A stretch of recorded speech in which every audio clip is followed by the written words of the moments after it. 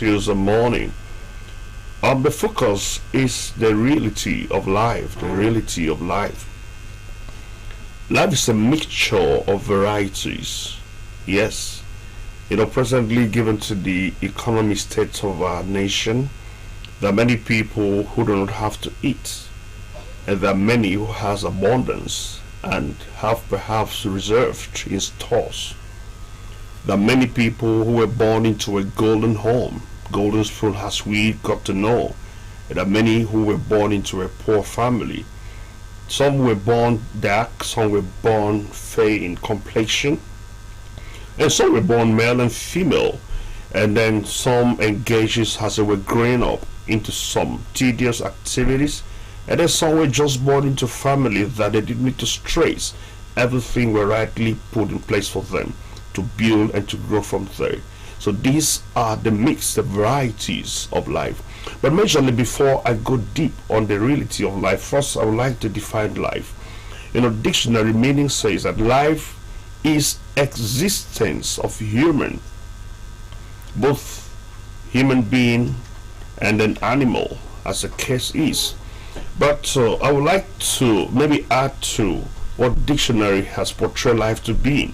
In my own concept, I always say that life is a gift of trust from God to everyone to maximizing her essence.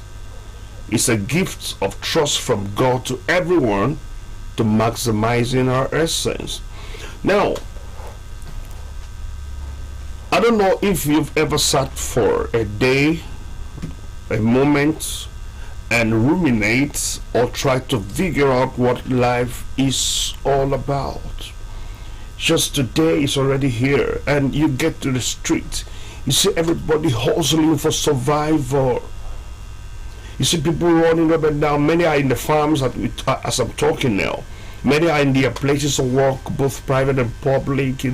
Everybody just wants to survive, to see tomorrow. Now the question is, what about tomorrow? And the most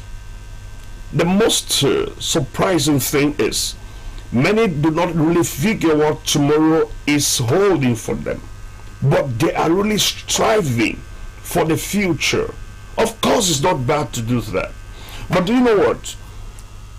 You will build a castle in the air without a foundation if you do not understand what the reality of life is all about.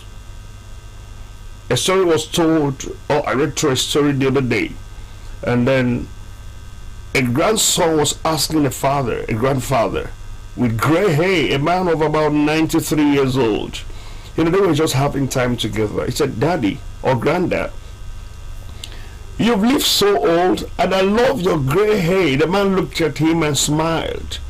And then the boy was very curious. He was asking him some critical questions. And then one of the questions was, "Granddad, you give birth to our father, to my father. What is it about life that you would love to share with me?" The man looked at this young boy once again, this young man once again, and smiled. He said, "My grandson, I've seen almost everything in life." He said, "My grandson, there were times I was struggling to go to school. There was a time I graduated from school. I got a job, I did well. I sent your father to school as well, and he's doing well." And he said, "Grandson, now I'm retiring. Not retiring as in retiring from his job, but retiring almost to his grave because of his age." So he now said to the boy, "Grandson, life is all about loving God, fulfilling purpose, and being a blessing to humanity." He said, "That's the summary of life." So the grandson looked at him intently, said, "Grandfather, is this what life is?" I said, "Yes." He said, "Look at us, we have almost everything in life."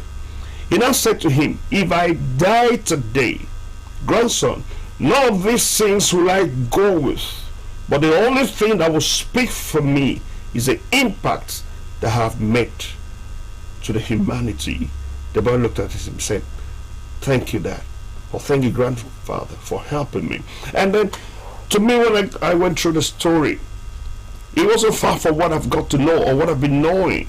So I'm here to tell you, It's important to strive for the future. It's important to hustle to make ends meet, but do not lose focus on the reality of life. Whether you're poor, whether you're rich or wealthy, the truth is, if you do not grasp the reality of life, you will just be wasting everything in the world. Can I shock you? There's nothing that you own today that is basically your own. Nothing. Everything you have today was oneself's yesterday, and then you just happen to have it today, and tomorrow it will become someone else.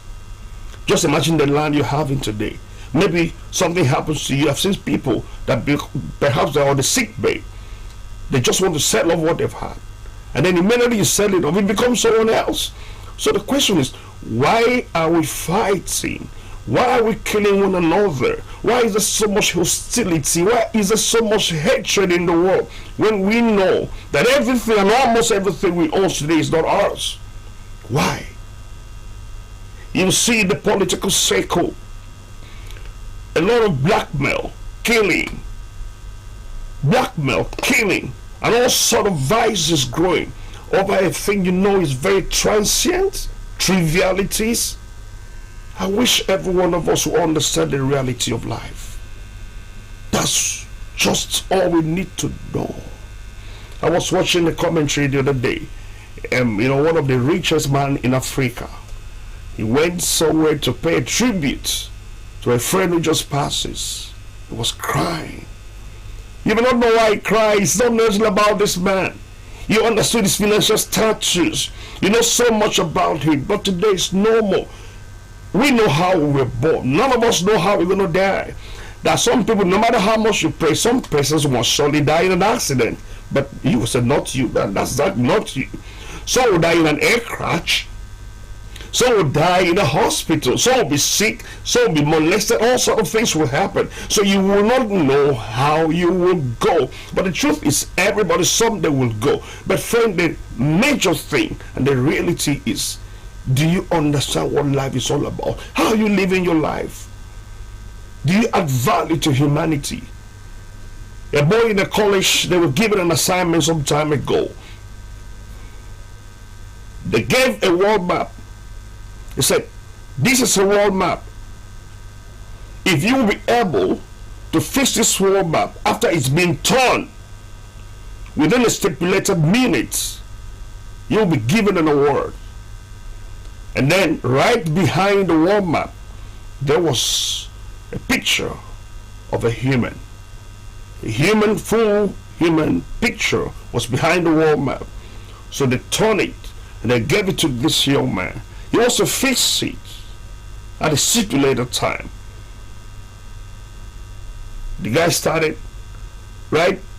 He was asked to focus on the world map, but his focus was to fix the human part. He fixes the head, he fixes all the vital parts, he fixes, and then he was able to deliver before time. Question was thrown at him. He said, how were you able to fix the world map in such a very little time? And then he answered.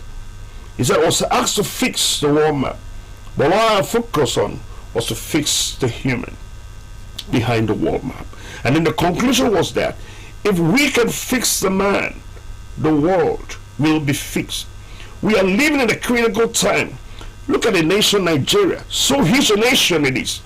I was sad the other day that Nigeria is getting grains from a war-torn country, Ukraine. It breaks my heart.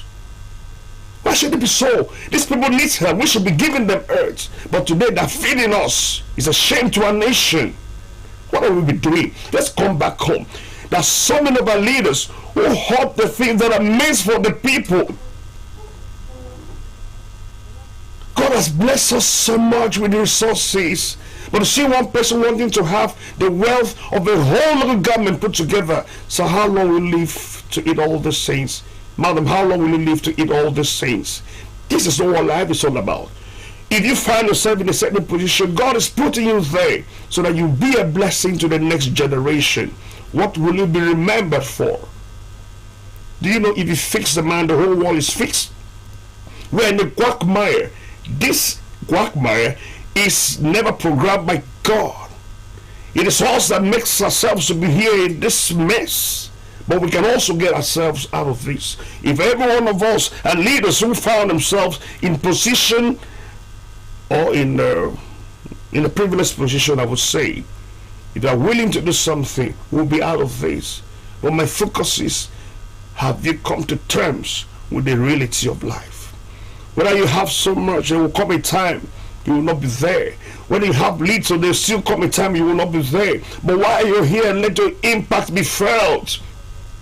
The grandfather told his grandson, he said, my grandson, the realities of life is, first, you love God. And also, there's no way you will love God that you will not love the people. You will go extra mile to put smile on faces. He said, you love God, you fulfill purpose, and then you be a blessing. This is the reality of life. Are you willing to give the very best you have to your generation? Yesterday you were young, right? Very agile. Today, some persons, even their knees cannot carry them any longer. You're having sharp pains everywhere. It means that life depreciating. Don't waste time any longer. Do the best you can while you're strong. That's what the Bible says. It's a seek the Lord while he is found. It's not every time you find him. It's not every time. Are you ready to understand what the reality of life is all about? If we know these things, the world will be so beautiful. You see many people rejoicing, rejoicing over the relegation of others.